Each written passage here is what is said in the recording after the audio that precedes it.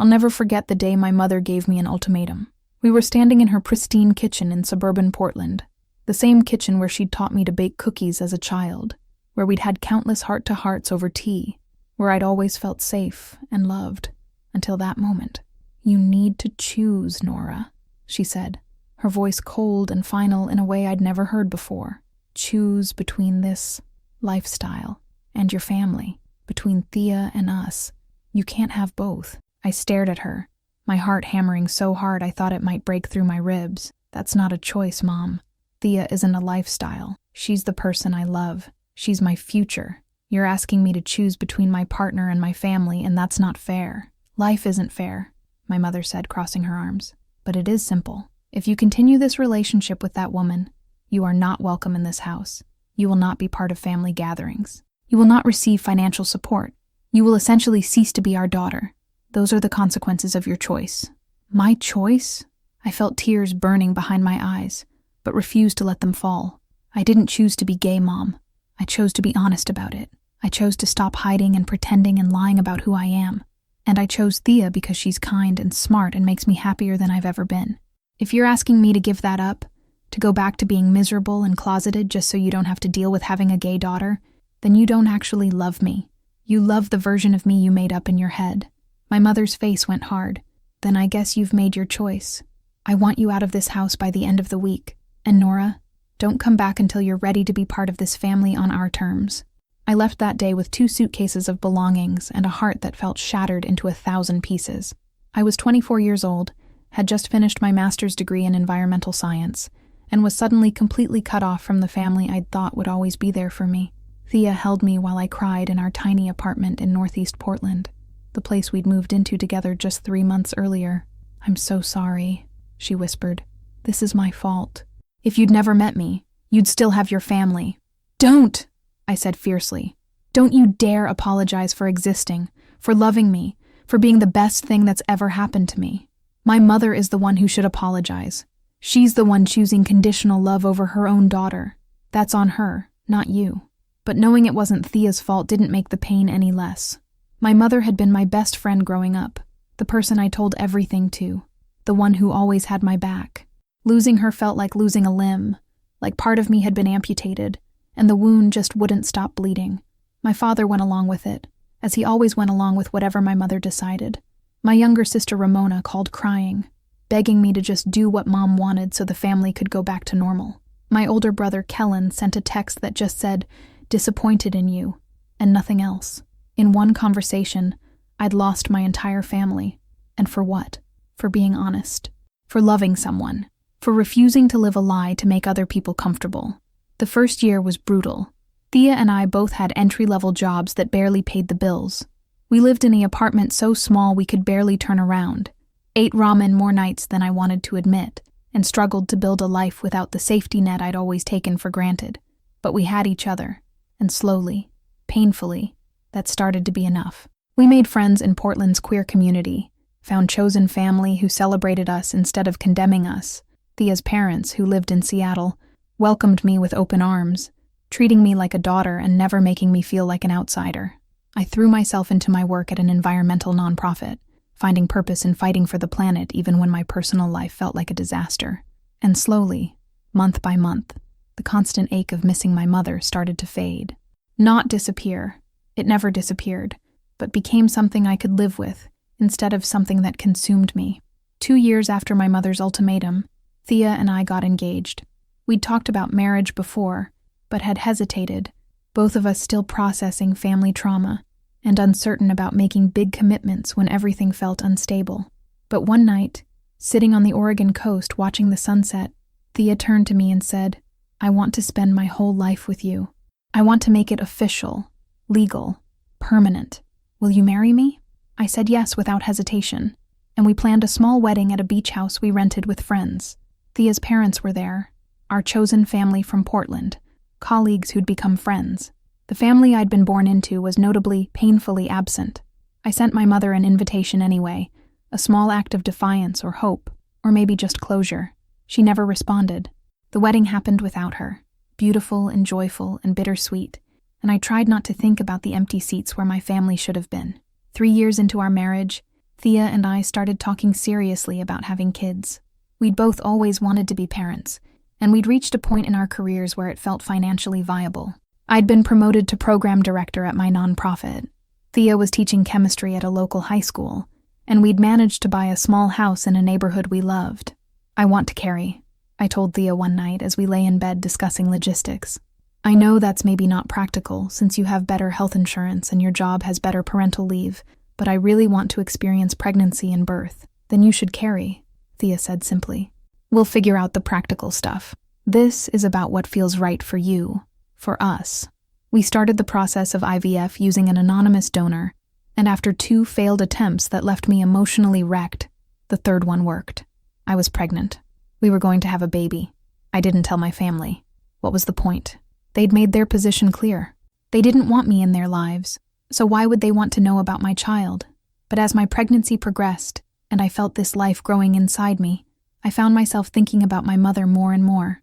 I thought about how she'd been there for every milestone in my life before I came out, how she'd held my hand through middle school bullying and high school heartbreak, how she'd helped me move into my college dorm, how she'd cried at my master's graduation. I thought about how she'd always talked about being a grandmother someday, how excited she'd been at the prospect of future grandchildren, and I felt angry all over again, that she was missing this, that she'd chosen her prejudice over a relationship with her daughter and her future grandchild. This baby would never know their grandmother, would grow up with stories about the family who'd rejected us, and that felt like a tragedy I couldn't quite process. "Do you think I should tell her?" I asked Thea one night, my hand on my growing belly, "about the baby? Give her one more chance to be part of this?" Thea was quiet for a long moment. "I think that's your choice," she said finally, "but I also think you need to prepare for her to say no, to reject this too, and I worry about what that will do to you, especially when you're pregnant and emotional and vulnerable." She was right, of course, but I couldn't shake the feeling that I should at least try, that I'd regret it if I didn't give my mother the opportunity to know her grandchild. So when I was 6 months pregnant, obviously showing, I drove to my mother's house for the first time in 5 years. My hand shook as I rang the doorbell, and I almost turned around and left 3 times before she answered. When the door opened, my mother's face went through a series of expressions: surprise, confusion, shock, as her eyes dropped to my pregnant belly, and then something harder and colder that made my stomach drop. "Nora," she said, her voice carefully neutral. "I didn't expect to see you." "Hi, Mom," I said, my voice shakier than I wanted. "Can we talk?" She hesitated, then stepped back to let me in. The house looked exactly the same, like time had frozen the day I'd left. Same furniture, same photos on the walls, though I noticed that pictures of me had been removed or turned face down.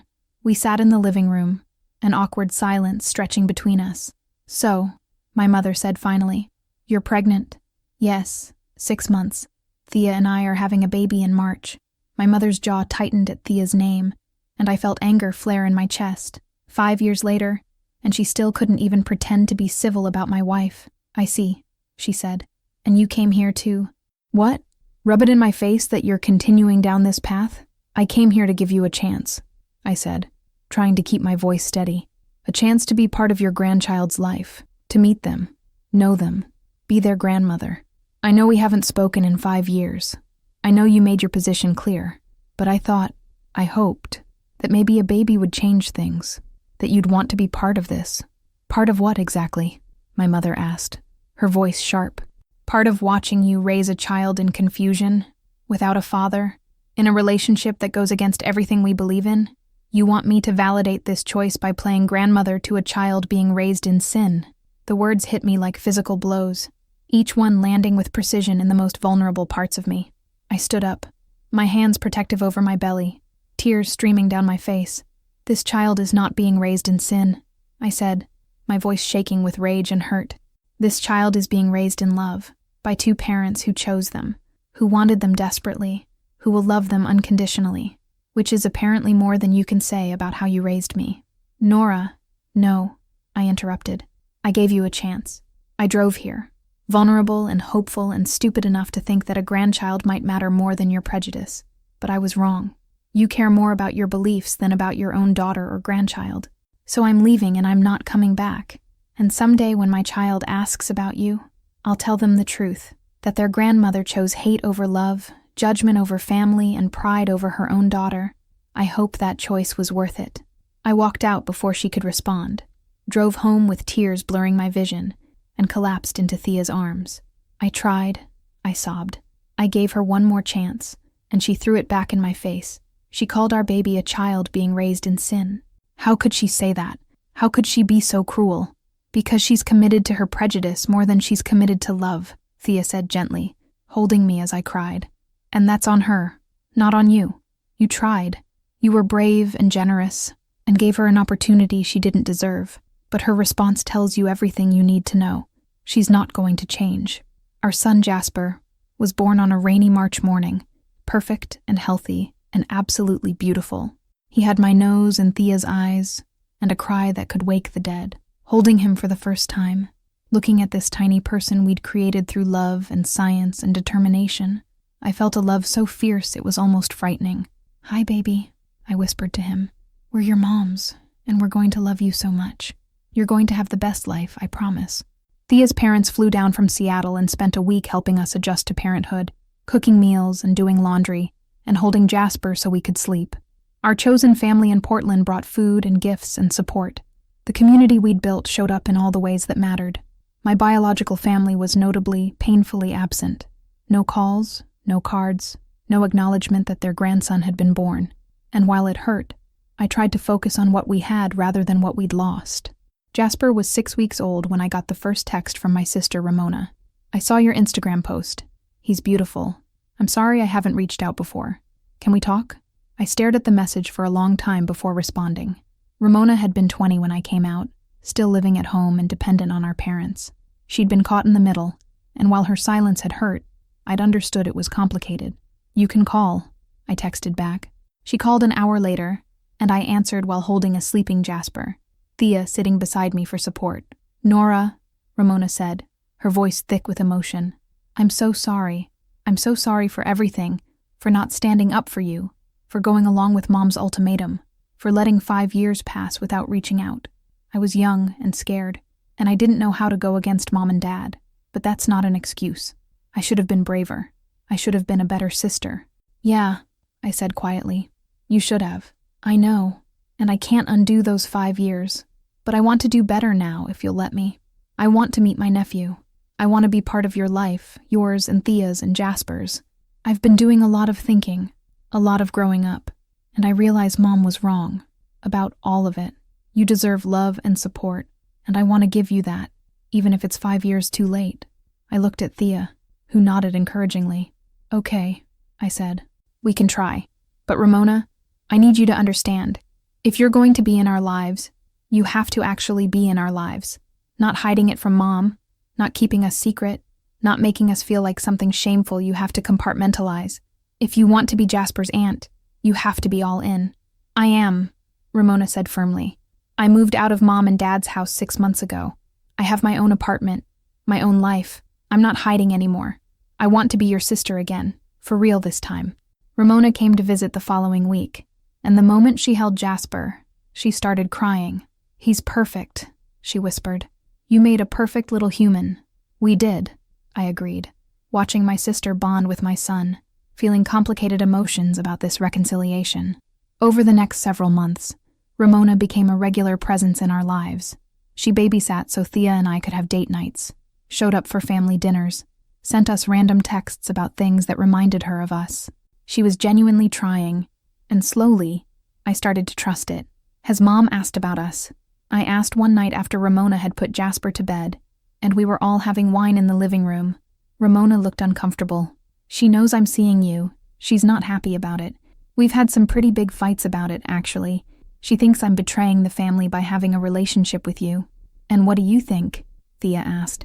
"I think she's the one who betrayed family," Ramona said, "by kicking out her own daughter for being gay, by missing out on knowing her grandson, by choosing her beliefs over her child. That's not what family is supposed to do." Jasper was 8 months old, sitting up and babbling and being generally adorable, when I got a call from my brother Kellen. We hadn't spoken in over 5 years, and seeing his name on my phone screen made my heart race. "Hello?" I answered cautiously. "Nora, it's Kellen.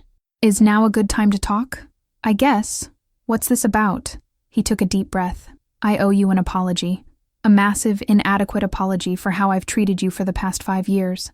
I was an asshole, Nora. I went along with Mom's ultimatum without even thinking about it, without questioning whether it was right. And I've missed 5 years of your life because I was too proud and too cowardly to admit that maybe Mom was wrong. I sat down heavily on the couch, shocked into silence. Ramona's been posting pictures of you and Thea and Jasper, Kellen continued, and I've been following along, watching my nephew grow up through social media like a stalker. And it hit me. I'm missing out on knowing this kid, on having a relationship with my sister, because I chose our parents' prejudice over my own judgment. And that's fucked up. Yeah, I said, my voice tight. It is. I know you probably don't want to hear from me. I know I don't deserve forgiveness or a second chance. But I'm asking anyway. I want to know my nephew. I want to rebuild a relationship with you if you'll let me. And I'm prepared to do whatever work that takes. Why now? I asked. What changed? I had a daughter, Kellen said quietly, 3 months ago, Elena. And the moment I held her, I thought about you, about what it would feel like if she grew up and I rejected her for being gay or for any reason really. And I realized I couldn't do it. I couldn't imagine cutting her out of my life, missing her milestones, not knowing my grandchildren. And if I couldn't do it to my daughter, how could I have done it to my sister? I was crying now, years of hurt and anger and grief pouring out. You have a daughter and you didn't tell me? I have a niece I've never met. I know. I'm sorry. Everything's been so fucked up, and I've been too ashamed to reach out. But I want to change that. I want Elena and Jasper to know each other, to be cousins. I want to be your brother again. I need to think about it, I said. This is a lot, Kellen. You can't just apologize and have everything go back to normal. I know, he said. Take whatever time you need. I'll be here when you're ready. I talked to Thea for hours that night about whether to give Kellen another chance.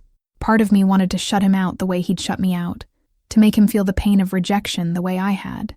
But another part of me, the part that was learning about parenthood and unconditional love through Jasper, understood that people could change, that growth was possible, that family was complicated. What do you want to do? Thea asked. I think I want to try, I said slowly, but carefully, with boundaries, with the understanding that he has to earn back trust, not just expect it.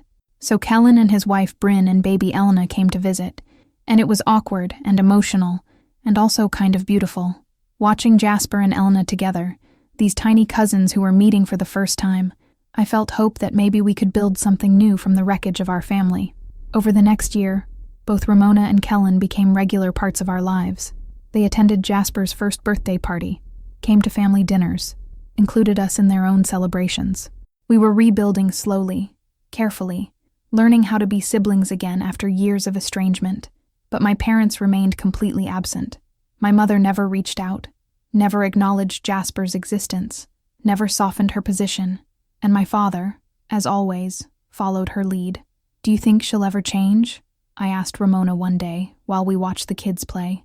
Ramona was quiet for a moment. Honestly, I don't know. She's incredibly stubborn, and admitting she was wrong would mean facing 5 years of pain she caused. That's hard for anyone, but especially for Mom. She's built her whole identity around being right, around her faith and her beliefs. Questioning those means questioning everything. So she'd rather lose her daughter and grandson than admit she might have been wrong, I said bitterly. It's not about you, Ramona said gently.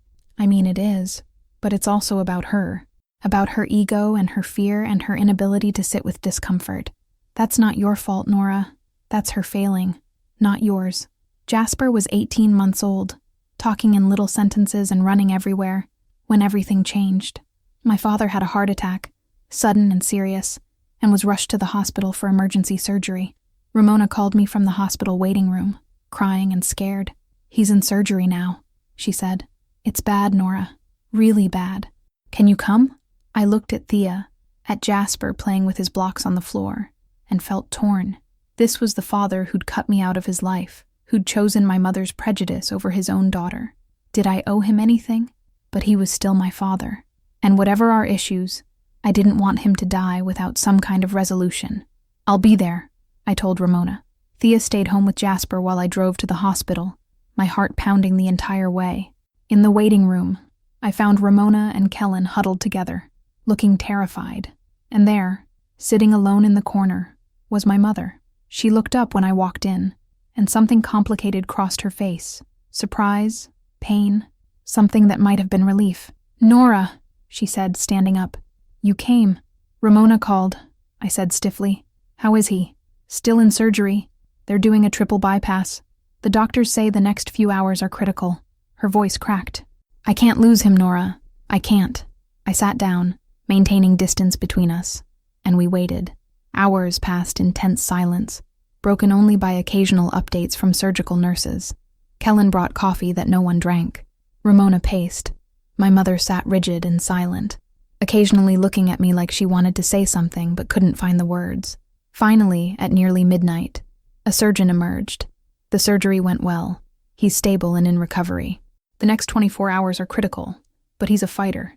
You should be able to see him in about an hour. The relief in the room was palpable. Ramona started crying. Kellen hugged his wife. My mother closed her eyes and appeared to be praying. And then she turned to me. "Thank you for coming," she said quietly. "I know you didn't have to. He's my father," I said simply.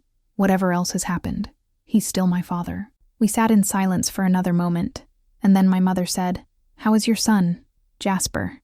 The question caught me completely off guard. You know his name?"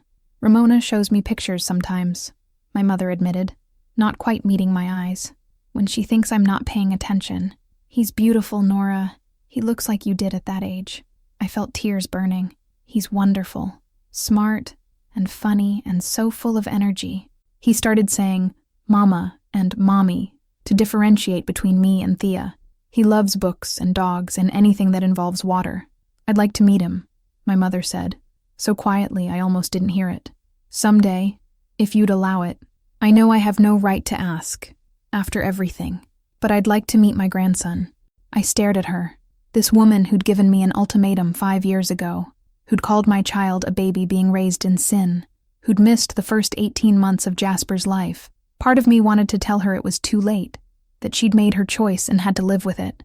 But another part of me, exhausted and emotional, and watching my own parents' mortality, couldn't quite close that door. "We'll see," I said finally. "But Mom, if you want to be part of Jasper's life, you need to be all in. That means respecting Thea as my wife, accepting our family as legitimate, not trying to change us or fix us or save us. Can you do that?" My mother was quiet for a long moment. "I don't know," she said honestly. "I still struggle with it. My faith, my beliefs, they're deeply held, Nora. I can't just turn them off." "I'm not asking you to turn them off," I said. "I'm asking you to love me more than you love being right. To choose relationship over dogma. To be a grandmother to Jasper without conditions or caveats. If you can't do that, then meeting him would just cause more pain for everyone." "Let me think about it," my mother said. "Let me process. This has been a difficult night, and I'm not thinking clearly." My father survived the heart attack and slowly recovered. I visited him a few times in the hospital.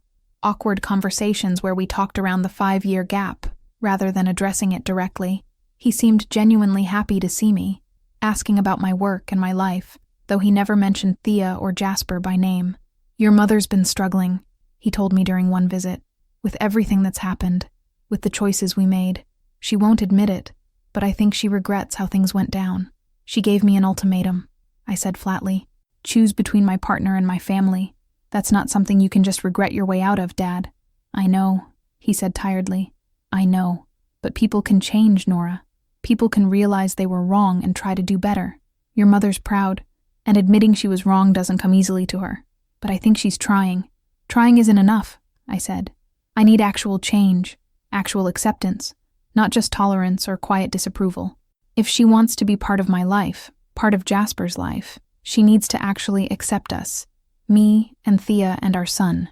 All of us, as we are." 3 months after my father's heart attack, my mother called me. Not texted, actually called, which was significant. "Nora," she said when I answered, "I've been thinking about what you said, about choosing love over being right, about being all in or not being in at all." I waited, my heart pounding. "I want to meet Jasper," she said. "I want to know my grandson, and I want to try to rebuild a relationship with you and Thea. I can't promise I'll be perfect at it. I can't promise I won't make mistakes or say the wrong things sometimes, but I'm willing to try, if you're willing to let me." "What changed?" I asked. Your father almost died, my mother said quietly, and I realized that life is short and unpredictable, and I've wasted 5 years being stubborn and self-righteous when I could have been knowing my daughter and my grandson. I don't want to waste any more time. I don't want to die having never met Jasper, having never made things right with you. This can't be temporary, I said. You can't meet him once and then disappear again if it gets uncomfortable. If you're going to be his grandmother, you need to actually be his grandmother. Consistently, respectfully. That means accepting Thea, treating our family as legitimate, not trying to change or convert us. I understand, my mother said, and I'm willing to try. Okay, I said slowly. We can start slow. Maybe coffee, just you and me, before we involve Jasper. We need to rebuild trust first. We met for coffee the following week at a neutral location, a cafe neither of us had history with. It was awkward at first, both of us dancing around the 5-year gap, uncertain how to bridge it. I'm sorry, my mother said finally, for the ultimatum, for cutting you off, for everything I said about Jasper. I was wrong, Nora. I was cruel and judgmental, and I hurt you badly. I convinced myself I was protecting you, protecting the family, upholding our values. But really, I was just being a coward, too scared to question my beliefs, too proud to admit I might not have all the answers. You called my son a child being raised in sin, I said, the old hurt bubbling up. You said you couldn't validate watching me raise him in confusion. Those words really hurt, Mom. I know, my mother said, tears in her eyes. I know, and I'm so sorry. I've been going to therapy. Did Ramona tell you? Working through my own issues with control and judgment and conditional love. My therapist helped me see that my faith had become more about rules and punishment than about love and grace. That I'd lost sight of what actually matters. Which is what? I asked. Family, my mother said simply. Love, connection, being there for the people we care about, even when it's uncomfortable or challenges our worldview. You're my daughter, Nora. You'll always be my daughter. And I should have chosen that relationship over my discomfort with your sexuality. I should have met Thea with open arms and celebrated your happiness instead of mourning the version of your life I'd imagined. I was wrong, and I'm sorry. It wasn't a perfect apology. It didn't erase 5 years of pain, but it was real, and it was sincere, and it was a beginning. We met for coffee 3 more times over the next month, slowly rebuilding something fragile and new. My mother asked questions about Thea, about our relationship, about how we'd decided to have a baby. She listened without judgment, without trying to insert her beliefs or correct my choices. She was genuinely trying. I think I'm ready for her to meet Jasper, I told Thea after our 4th coffee meeting. It still feels risky, and I'm scared she'll say something hurtful or mess this up, but I also think she's genuinely changed, or at least is genuinely trying to change, and Jasper deserves to know his grandmother if that's possible. Then let's do it carefully, Thea said. Neutral location, short visit, clear boundaries. We can always extend more access if things go well, but we start small. We arranged for my mother to meet us at a local park, public and casual, and easy to leave if things went badly. She arrived right on time, carrying a bag of toys she'd brought for Jasper. Hi, she said nervously. Thank you for letting me do this. Jasper, now almost 2 years old and deeply suspicious of strangers, clung to my leg and peered at my mother uncertainly. Jasper, this is my mom, I said gently. Your grandma. Can you say hi? Hi, he said shyly, then buried his face against my leg. My mother's eyes filled with tears. He's even more beautiful in person, she whispered. Is it okay if I try to talk to him? I nodded, and my mother crouched down to Jasper's level, maintaining a respectful distance. Hi, Jasper, she said softly. I brought you some toys. Do you like trucks? Jasper's eyes lit up at the word trucks, his current obsession. He ventured forward slightly to see what she'd brought, and when she pulled out an elaborate fire truck, he forgot his shyness entirely. Truck! He exclaimed, reaching for it. You can play with it, my mother said, handing it over. And then she sat on the park bench with Thea and me, watching Jasper play, tears streaming down her face. I miss so much, she said quietly. His first words, his first steps, his first birthday. I can't get any of that back. No, I agreed. You can't. But you can be here for everything going forward, if you choose to be. I do choose that, my mother said firmly. I choose you, Nora. You and Thea and Jasper. I choose family over fear. I'm all in. It wasn't instant healing. Trust broken that badly takes time to rebuild. We started with monthly visits, carefully supervised and time-limited. My mother showed up consistently, asked permission before offering advice, respected our family structure without trying to undermine it. She made efforts to get to know Thea, asking about her teaching and her interests, treating her like a daughter-in-law rather than a threat. And slowly, month by month, something new grew between us. Not the relationship we'd had before. That was gone, destroyed by the ultimatum and the years apart. But something different, more honest, built on actual acceptance rather than unexamined assumptions. 6 months after that first park meeting, my mother asked if Jasper could come to her house for a visit. "Your father would really like to see him," she said. "And I've been working on the house, making it safe for a toddler. I want Jasper to feel comfortable there, to know it's his grandparents' house too." We visited cautiously, and I noticed the changes immediately. Photos of me and Thea and Jasper now hung on the walls alongside pictures of Ramona and Kellen and their families. A photo from our wedding, one we'd posted on social media, was framed on the mantel. The guest room had been converted into a playroom for grandchildren, filled with age-appropriate toys. My father held Jasper for the first time and cried. "He's perfect," he said. "Absolutely perfect. I'm sorry I missed so much time with him." "You can be here now," I said. "That's what matters." Jasper was 2.5 when my mother asked if she could attend his birthday party. "I know I haven't been to one before," she said. "I know I missed his first 2 birthdays entirely, but I'd really like to celebrate this one, if that's okay with you and Thea." The party was at our house, filled with Jasper's little friends from daycare and our chosen family from Portland and Thea's parents from Seattle. And there, mingling with everyone else, were my parents and my siblings and their families, biological family and chosen family, all together, celebrating my son. I watched my mother chatting with Thea's mom, the 2 grandmothers comparing notes about Jasper's development and sharing embarrassing stories about their daughters. I watched my father on the floor playing trucks with Jasper and Elena and Ramona's daughter Zoe. I watched my family, all of it, complicated and rebuilt and imperfect, come together. "This is good," Thea said, sliding an arm around my waist. "This is really good." "Yeah," I agreed, feeling tears threatening. "It is." That night, after everyone had left and Jasper was asleep surrounded by new toys, my mother pulled me aside. "Thank you," she said, "for giving me another chance, for letting me be part of his life, of your life. I don't deserve it, but I'm grateful for it." "You're right. You didn't deserve it," I said honestly. "But I didn't do it for you. I did it for Jasper, so he could know his grandparents. And I did it for me, because I was tired of carrying around all that anger and hurt. Letting you back in doesn't mean what you did was okay. It just means I'm choosing to move forward instead of staying stuck in the past. I'll keep working on being better," my mother promised. "Keep going to therapy, keep questioning my assumptions, keep choosing love over judgment. This is a process for me, unlearning decades of beliefs, but I'm committed to it.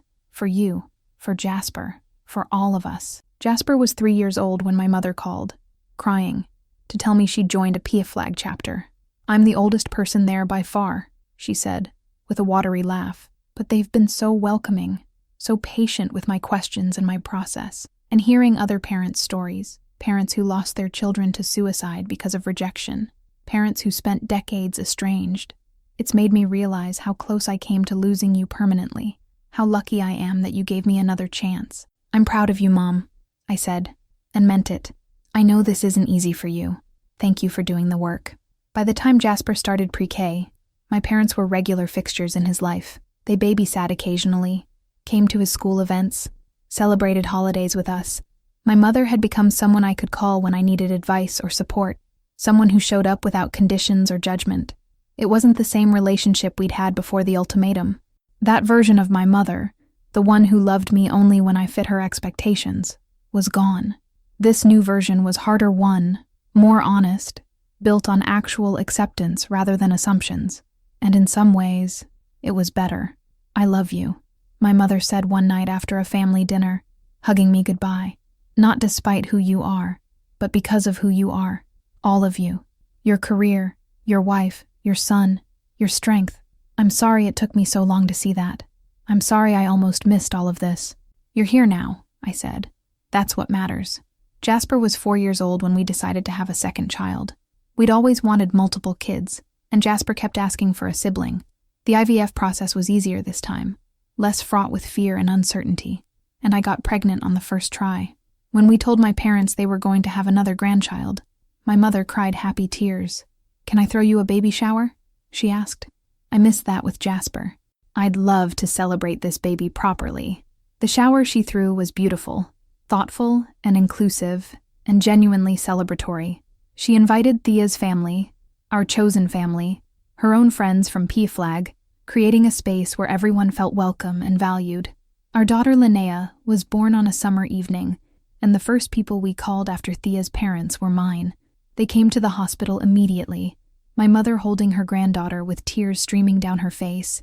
"She's perfect," she whispered. "Just perfect. Thank you for letting me be here for this, for not shutting me out." "You're her grandma," I said simply. "Of course you get to be here." And watching my mother cradle Linnea, singing the same lullaby she'd sung to me as a child, I felt something inside me finally heal completely. The wound that had been opened 6 years ago with an ultimatum, that had bled through years of estrangement and tentative reconciliation, finally closed. My family wasn't perfect. We still had difficult conversations sometimes, moments where my mother's old beliefs would surface and we'd have to address them. But we were real, and we were trying, and we were together. 7 years after my mother told me to choose between love and family, she stood in our living room surrounded by both her grandchildren, watching Jasper show Linnea how to stack blocks. "I was so stupid," she said quietly, "to ever think those were separate choices, to think I could have family without accepting love in all its forms. I almost lost everything because I was too proud to admit I was wrong." "But you didn't lose it," I pointed out. "You changed. You grew.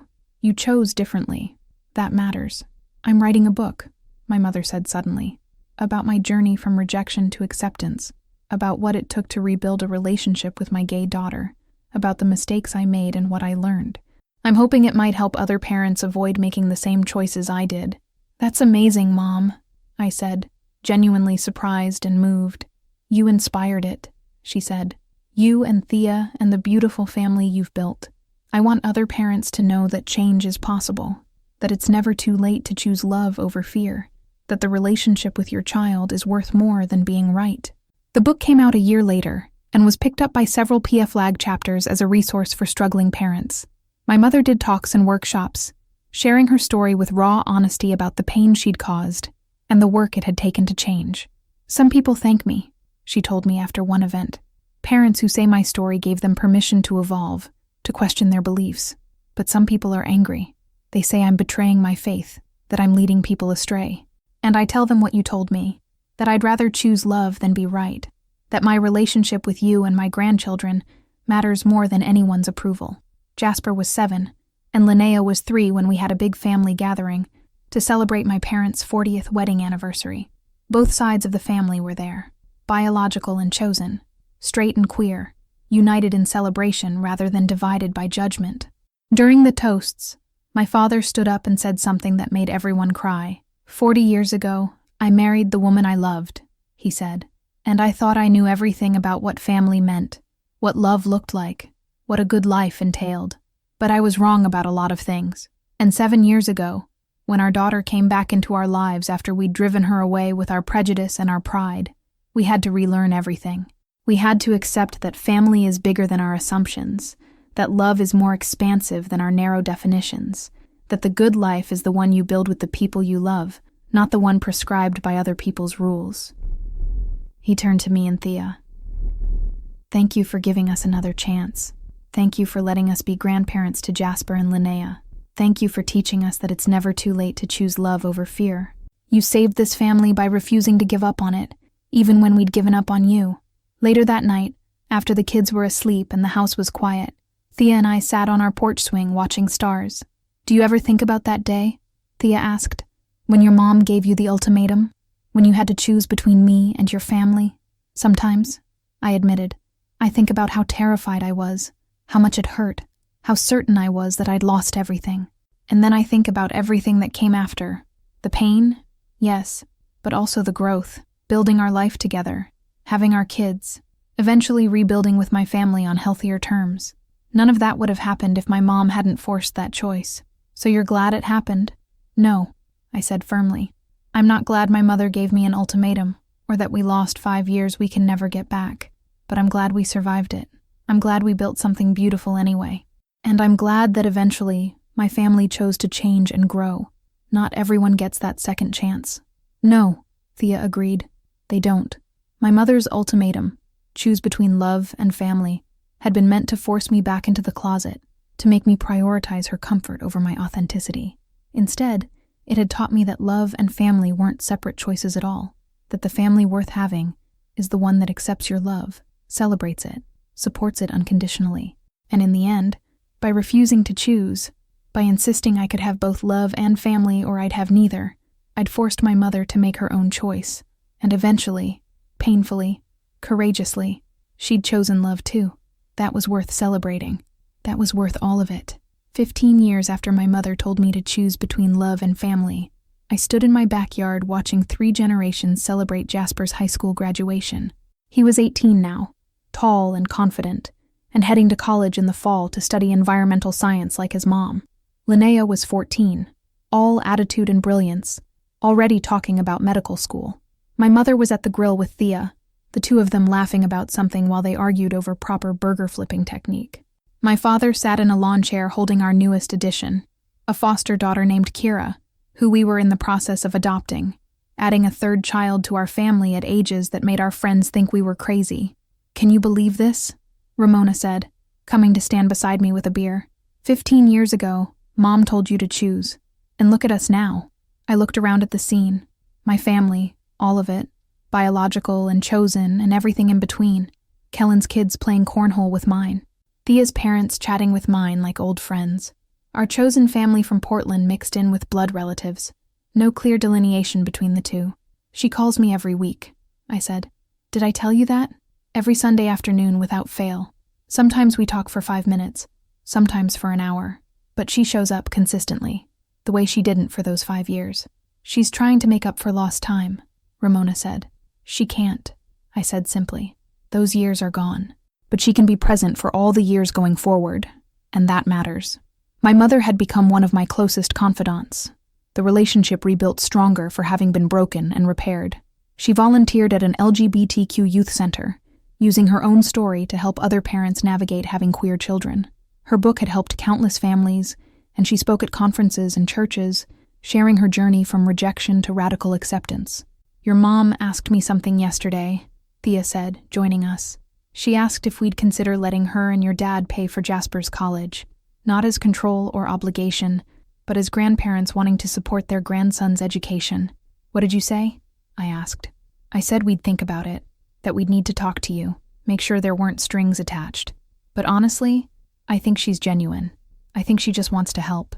I watched my mother laugh at something Linnea said, watched her move through the party with ease and genuine joy, and marveled at the change.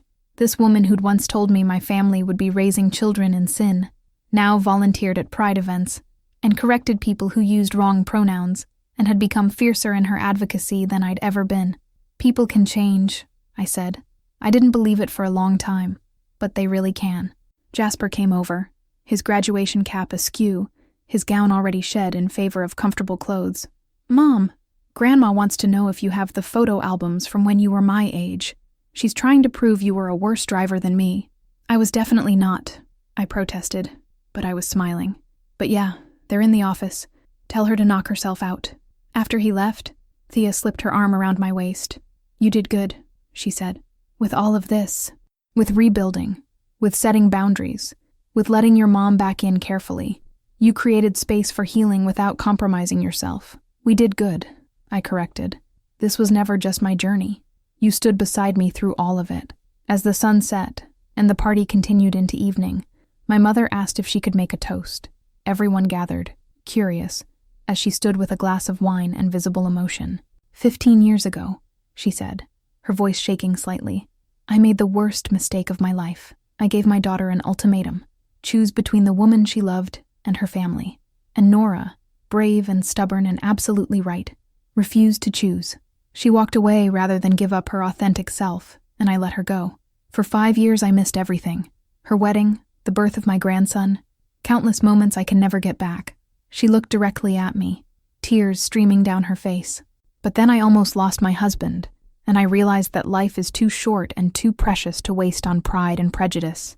And Nora, with more grace than I deserved, let me back in. Slowly, carefully, with boundaries and conditions, she gave me the chance to know my grandchildren and rebuild our relationship. And that gift, the gift of redemption, of second chances, of love that doesn't give up even when it has every right to, that's the greatest gift I've ever received. She raised her glass. To Nora and Thea, who built a beautiful family despite every obstacle. To Jasper, graduating and heading off to change the world. To Linnea and Kira, growing up knowing they're loved exactly as they are. And to all of us, messy, imperfect, but choosing love over fear every single day. That's what family really means. To family, everyone chorused, glasses raised. Later, as we cleaned up and the last guest departed, my mother pulled me aside. "I got a call today," she said, "from a mother in Ohio. She found my book, and she's struggling with her son coming out. She wanted advice on how to not make the mistakes I made, how to accept and support him from the beginning instead of wasting years in rejection." "What did you tell her?" I asked. I told her that the relationship with her child is the most important thing, more important than her beliefs, her comfort, what her church thinks, what her friends might say. I told her that years from now, she'll either look back on this moment as when she chose love or when she chose to lose her son. And I told her about you, about the daughter I almost lost permanently because I was too proud and too scared to question my assumptions. I told her not to make my mistakes. Did it help? "I think so," my mother said. She cried. She said she didn't want to lose her son. I gave her resources, connected her with PFLAG, offered to talk more if she needed it. Maybe I can help her do it right from the beginning, instead of having to repair things later like we did. "You're doing good work, Mom," I said sincerely. "I'm trying to make amends," she said, "for the harm I caused you, for the years we lost. I can't fix the past, but I can maybe prevent other families from making the same mistakes. That feels important." Jasper found us then, wanting to show his grandmother something on his phone. Acceptance letters from colleges, scholarship offers, a future spreading out before him full of possibility. And I watched my mother engage with genuine interest and pride, celebrating my son's achievements without caveat or condition, and felt grateful beyond words. The journey from ultimatum to acceptance had been long and painful and complicated. There had been years of estrangement, careful reconciliation, boundary setting, and trust building. There had been moments when I'd wanted to give up, when the hurt felt too deep to heal, when starting over seemed easier than repairing what was broken. But we'd done the work, all of us. My mother had gone to therapy and PFLAG and questioned beliefs she'd held her entire life. My father had learned to see past his wife's certainty to his own values. My siblings had chosen to bridge divides rather than staying safe in the middle, and Thea and I had remained open to reconciliation while protecting ourselves and our children. And the result was this: a family that had been shattered and rebuilt, stronger for the breaking, more honest for having faced hard truths, and done the work to change. 20 years after that ultimatum, my mother would stand at Linnea's college graduation and tell a similar story. 30 years later, she'd hold great-grandchildren and marvel at how close she'd come to missing all of it. She'd continue her advocacy work until she physically couldn't anymore, helping hundreds of families navigate acceptance, using her own failures and growth as a roadmap for others. And when she died, years in the future, surrounded by the family she'd almost destroyed and then fought to rebuild, her eulogy would focus on transformation, on the courage it takes to admit you were wrong, on choosing love over being right, on the possibility of change, even when it seems impossible. But that night, at Jasper's graduation party, none of us knew what the future held. We just knew we were together, imperfect, complicated, but together. And that was enough. My mother had told me to choose between love and family. I'd refused, insisting I could have both or I'd have neither. And eventually, through pain and growth and stubborn hope, we'd all learned that love and family were never separate choices at all. They were always, had always been, exactly the same thing.